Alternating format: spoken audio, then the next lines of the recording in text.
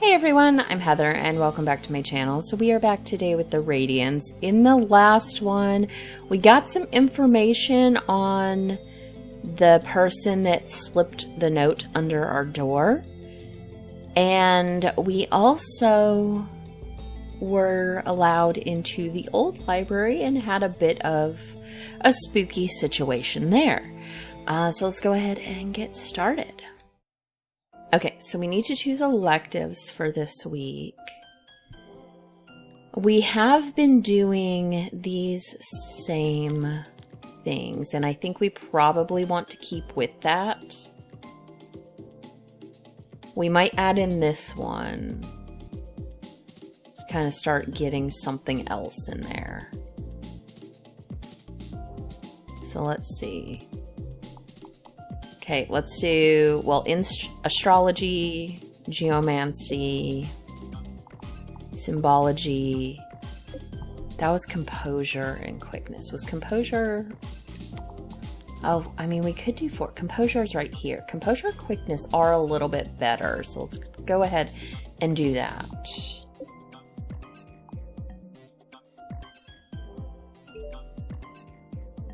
Time for today's elective.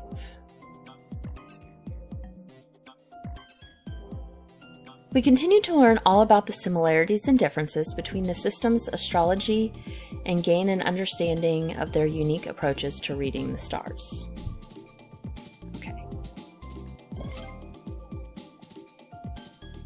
All right.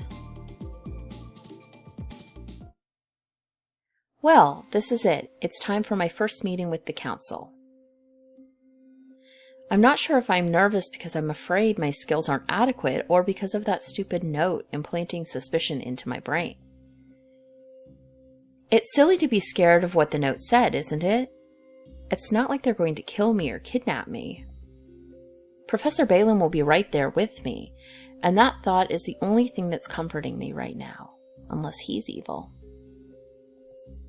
The headmaster leads me to the club hall, which is pretty deserted on a Monday. We approach the big double doors at the end of the hall, the student council room. We're a little early, but it's better not to keep the council waiting. Yeah. You don't have to look so nervous, Miss Ash. I'm confident things will go smoothly for you. Can I borrow some of that confidence? I may have those gifts, but I wouldn't dream of taking this experience from you. The doors behind us burst open then, and the familiar face of Samia appears. I'd like to announce the arrival of the Honorable Council of Radiance. Samia steps out of the way and a group of robed figures enter. They're a bit different than I had imagined. I suppose I expected a group of old men, but the council includes a pretty diverse range of faces. There is a man at the front, a very sophisticated-looking one. I assume he is the council leader. Behind him is a young-looking boy with long wavy hair, and a very tall, thin woman with a stern expression on her face. There's also a very large, red-bearded man with a wild sort of look about him. All 6 members of the council settle into the seats at the front of the room. Some of them are looking at me with interest. Others, it seems, could care less about me. We are gathered here for the assessment of Heather Ash, the Oracle in training. Headmaster Cirrus Balin is present on behalf of the student. Council Leader Harrington will preside. Samia steps off the podium and seats herself. There is an agonizing moment of silence before the council leader speaks. Please approach. I look towards Professor Balin, who nods at me encouragingly. I take a few tentative steps towards the podium. Council Leader Harrington gives me a very uncomfortable once-over. I'm suddenly tempted to turn around and run out of the room, but my feet remain firmly planted. I lift my chin up and gaze back at the man. Cirrus, how do you feel your student is progressing? The headmaster does not hesitate to answer. Miss Ash shows great tenacity and optimism. She has also taken to her new life at Sarenville much quicker than expected, which means she is also highly adaptable. I'm confident she will do well, in whichever path she may choose. The council leader frowns a little bit at this last statement. Perhaps he doesn't think I have a right to choose my own path. Very well, let us begin our assessment. Zilna? The tall, thin woman next to him stands up and approaches me. Her stern face makes me want to step further away from her. But when she speaks, I find her voice to be very soft and kind. It's the complete opposite of her appearance. You don't seem to be able to focus on any one area of study. Spreading out your knowledge evenly can produce a competent oracle. But will you really have mastered any of those skills? There's an old saying, from the humans I believe, a jack of all trade is a master of none, but oftentimes better than a master of one. I'm not sure I subscribe to this line of thinking. As a generalist, you may be able to do many things adequately, but you will never truly shine. I wonder if this would be different if I had less of a diverse group of skills. This is something I'd like you to think about carefully as you continue your studies. That's all for my assessment. The woman returns to her seat. Well, that could have gone worse. See, I told you there was nothing to worry about. I hope you're right. Florian, you're next. The young-looking boy with fabulous hair approaches me with a big smile on his face. He smells very good, like a bright forest meadow, floral and woodsy at the same time. I wonder if he is a dryad like Rayla. Hello, I'm Florian, and it's nice to meet you, Heather. How are you getting along? We do not have time for small talk, Florian. Of course. Now let me see. Florian walks in a complete circle around me, inspecting me as if I were a priceless artifact he is thinking of purchasing.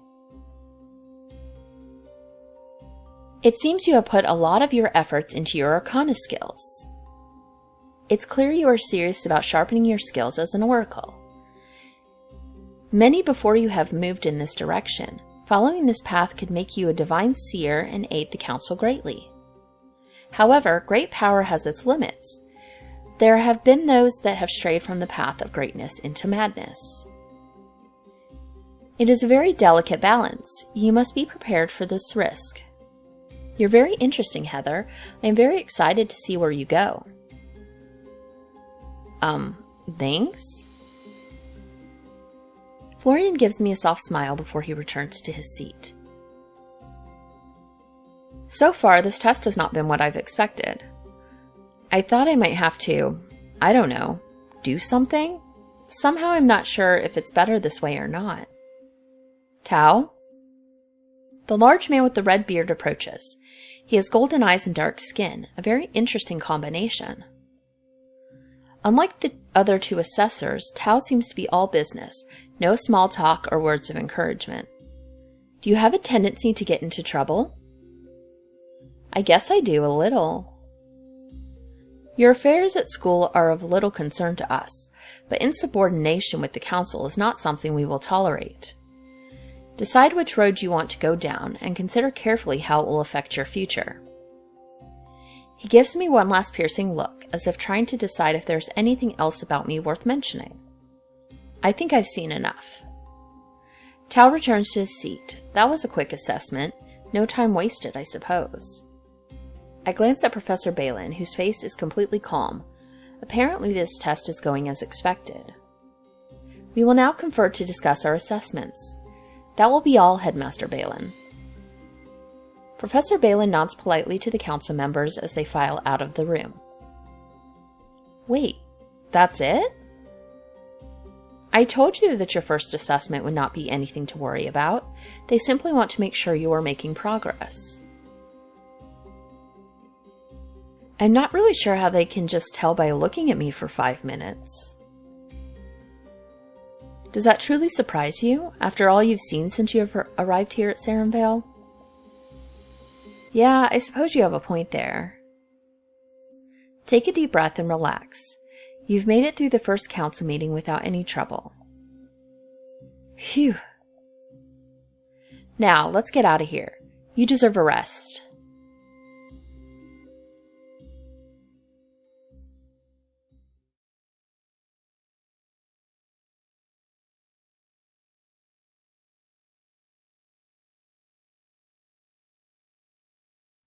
Just outside of the alchemy classroom, I catch sight of my lab partners surrounded by a small group of other students.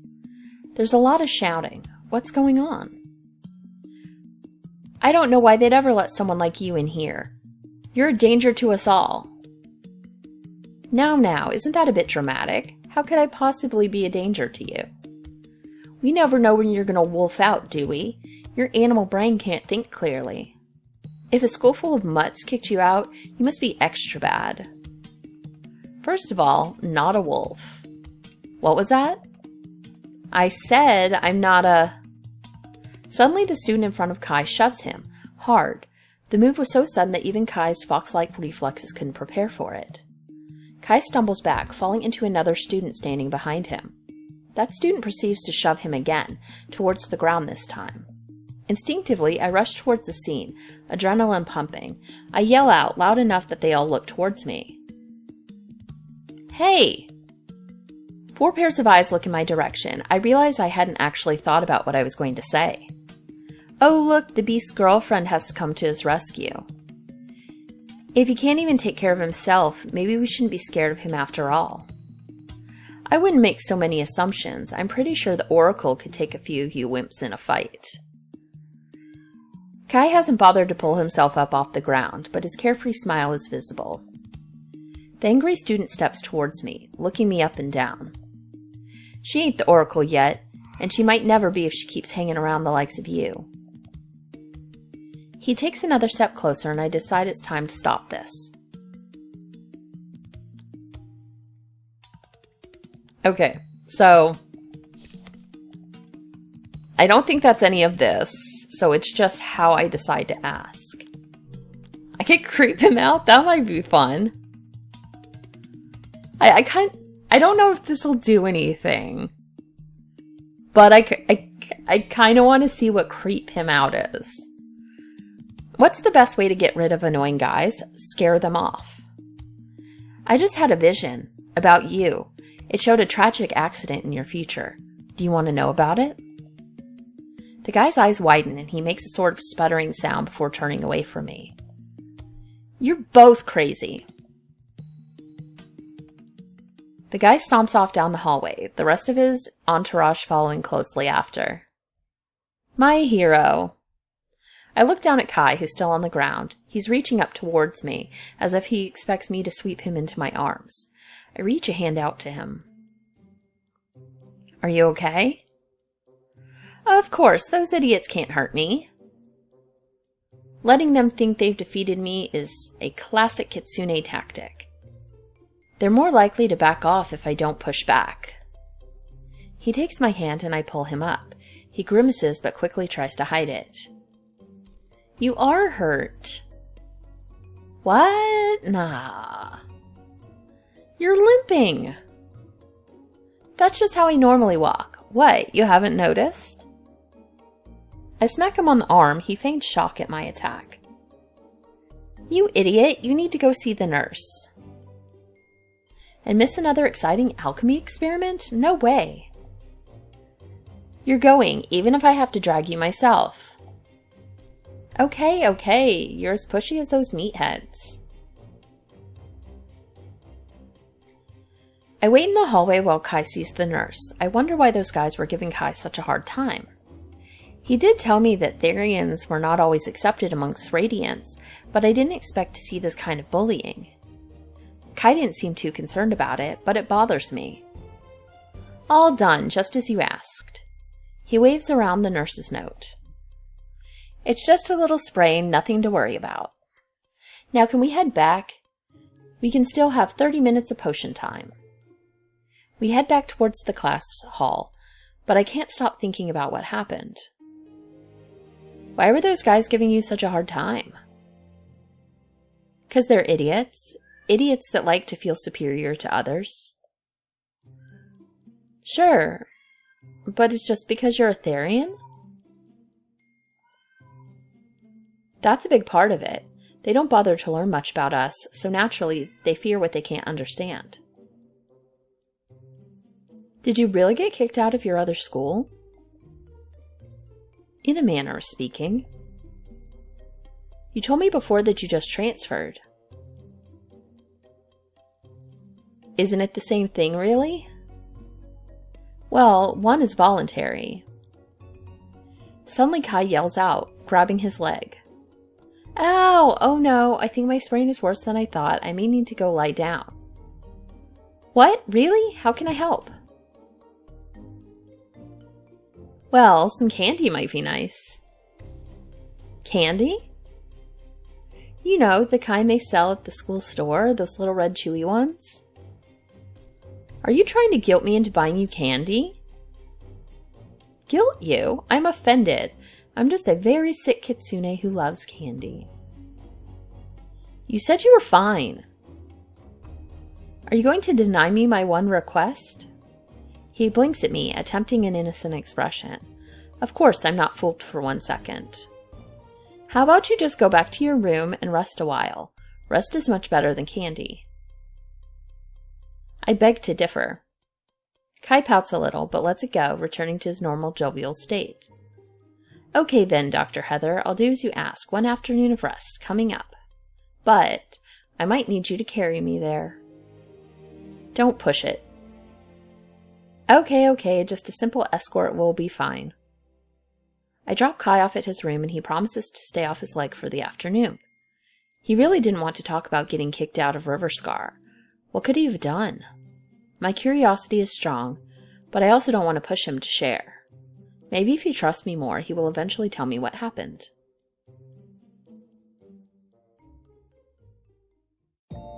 Time for today's elective. Today I learned more about the history of geomancy, which mostly died out in the human world after the Renaissance period. Even Radiants don't use geomantic methods much anymore, but they still consider it an important tradition of centuries past. Alright.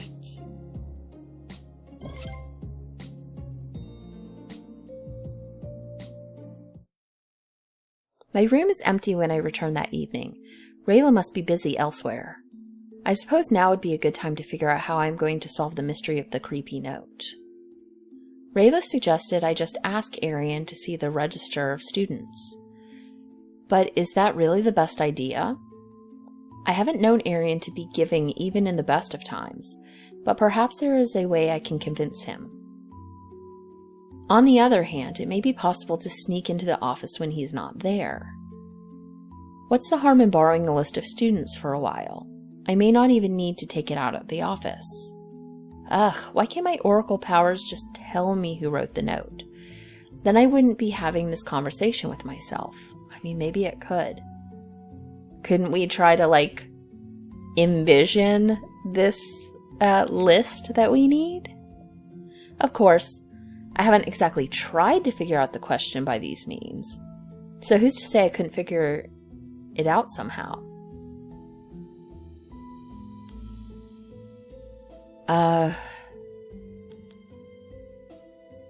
Okay, so we're not rebellious, so we can't just break into the office. I don't think we have any sort of charm, which I think would be needed for something like that, but we do have more of this. I'm not sure if this matters in this situation.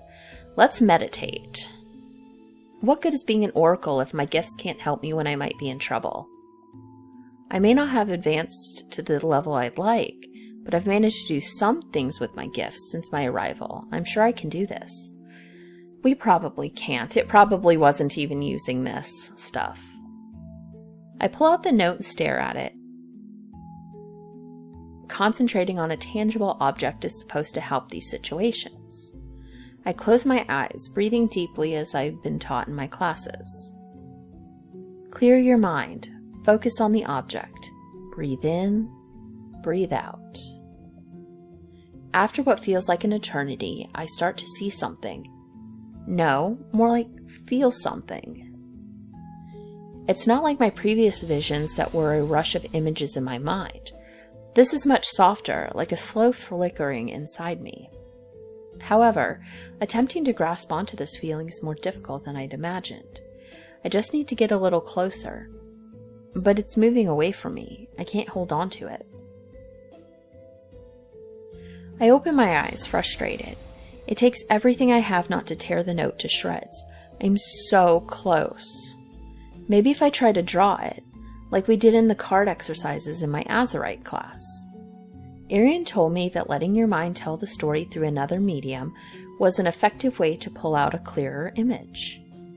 Of course, I hadn't exactly been successful during that exercise. I grab a few pens and pencils along with my notebook. I don't have as many colors as I did during the class exercise, but luckily I bought a small array of colored pens for my failed journaling exercises back at home. This should be enough. I repeat my meditation. This time my hand is poised over the notebook. And again, it takes a long time for me to get that feeling back, the feeling of being on the brink of a revelation. I'm actually a little surprised when my hand starts moving, picking up pens and scrawling onto the notebook page. I keep my eyes closed, knowing that if I look, I'll lose it all again. Let your mind do the work. After a few moments, my hand stops. My mind clears. I don't feel like I know anything more than I did when I started, but that's what the drawing is for. I peer at the page, apprehensive. What if it's nothing? What if it's a blurry mess like my last attempt? But it's not a blurry mess. The image I see is very clear. Eyes. Violet eyes, slanted in such a way that it appears those eyes are judging me. Behind the eyes, I've drawn a doorway. What does it mean? These eyes look familiar somehow. Who do I know with these eyes? Then it comes to me, light, like lightning straight to my brain. Oh my God. It's Dex. Why would Dex send me a note like this? No time to think about it now, but I'm going to have to make a point to question Dex soon. Now I've got to tell Rayla what I found. What? Dex? That creepy guy with the coat? Do you even know him? He's in the mystery club with me, but he's always kind of been standoffish. He doesn't talk much about himself. Has he done anything strange before? Well, there was that one time I caught him hanging around outside our door. What? When? A couple weeks ago. He claimed he was just checking to see if I was doing okay. That's strange. I thought so too at the time, but then I kind of forgot about it. Now that I think about it, that was right after I received the note. Ugh, it's so obvious now.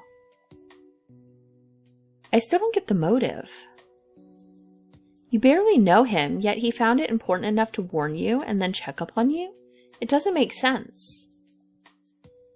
No, it really doesn't. Do you think I should question him? Maybe. Though if he were going to be forthcoming, he wouldn't have been sneaking around in the first place, would he? So there must be some reason he doesn't want me to know it's him. He does strike me as the type to be anti-authority in general. I'm not sure if I should take him seriously. My advice? Just watch him for now. He's a strange guy. This could all be some weird joke he's playing. If he does anything else, then you can grill him. I think you're right. Based on my interactions with him in the club, I get the feeling he's a little paranoid. He doesn't seem to trust anyone or anything. His warning might be just that, paranoia. In any case, I didn't get a particularly malevolent vibe from the council during our meeting. They're a bit stuffy and a lot intimidating, but evil? I don't know. Does this mean you're not worried anymore? I'm in a complete foreign society. Of course I'm worried. I just decided I'm not going to focus on it. That's what I'm telling myself anyway.